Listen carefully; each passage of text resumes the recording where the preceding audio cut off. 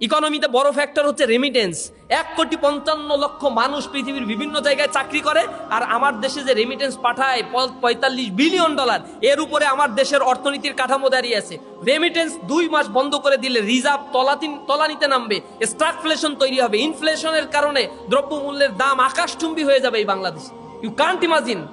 কিন্তু এই বাংলাদেশের যারা বিদেশে যাচ্ছে তাদেরকে দক্ষ করে গড়ে তোলা হয় না। বিদেশে যাওয়ার ক্ষেত্রে যে কত শত প্রতিবন্ধকতা আছে আপনি কল্পনা করতে পারবেন না। বাইরে একটা মিনিস্ট্রি আছে, এই মিনিস্ট্রি প্রবাসী কল্যাণ মন্ত্রণালয়ের কাজ হচ্ছে, তাদের অধীনে বাইরা আছে, এই বাইরায় অধীনে সারা বাংলাদেশের 120-এর অধিক ট্রেনিং ইনস্টিটিউট আছে। এই ইনস্টিটিউটগুলোতে যারা ট্রেনিং নেবে তাদেরকে বিনামূল্যে ট্রেনিং দেওয়ার কথা, আবার উল্টা টাকাও দেওয়ার কথা যারা ট্রেনিং নেবে তাদেরকে। এখানে বরাদ্দ হয়, লুটপাট করে খেয়ে ফেলছে সেই বরাদ্দগুলো, জানেই না কেউ এখানে যে ট্রেনিং হয়। এরপরে বিদেশে যাবেন, যাওয়ার পরে সরাসরি মন্ত্রণালয়ে যোগাযোগ করে আপনি যেতে পারবেন না, আপনার এজেন্সি ধরতে হবে। এজেন্সি ধরলে যদি আপনার যেতে কোনো দেশে লাগে 10 লাখ টাকা, আপনারে বলবে 25 লাখ টাকা লাগবে। আপনি বাধ্য, যাইতে খুব ইচ্ছা জাগছে, 25 লাখ টাকা ক্ষেত খামার জমি জমা বিক্রি করে দিয়ে দিলেন। ওই ওই ওই সিন্ডিকেটটা 10 লাখ টাকা দিয়ে আপনার কাজটা করবে, বাকি 15 লাখ টাকা ওই একেবারে টপ ম্যানেজমেন্ট থেকে শুরু করে মন্ত্রণালয়ে লোয়ার ম্যানেজমেন্ট পর্যন্ত, আর নিজেরা করে কোটি কোটি টাকার মালিক হবে। এগুলোর আবার লাইসেন্স ছেড়ে দিচ্ছে।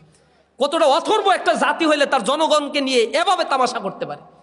এখানে তো উচিত ছিল যে এই একটা দেশের অর্থনীতি যার উপরে দাঁড়িয়ে আছে, সেই দেশের অর্থনৈতিক কাঠামো আরো শক্তিশালী করার জন্য যুবকদেরকে সুপার ক্লাস ট্রেনিং দেই, বাজেট থেকে 1 লক্ষ কোটি টাকা বরাদ্দ রাখি। এখানে যারা বিদেশে কাজ করতে যেতে চায়, পড়াশোনা করতে যেতে চায়, তাদেরকে বিনামূল্যে তো পাঠাবোই, এরপরে প্রয়োজনে কিছু টাকা আরো দিয়ে দেই, কারণ ওরা তো কয়দিন পরে এখানে রেমিটেন্স পাঠাবে। আমার রাষ্ট্র এইভাবে চিন্তা করে না।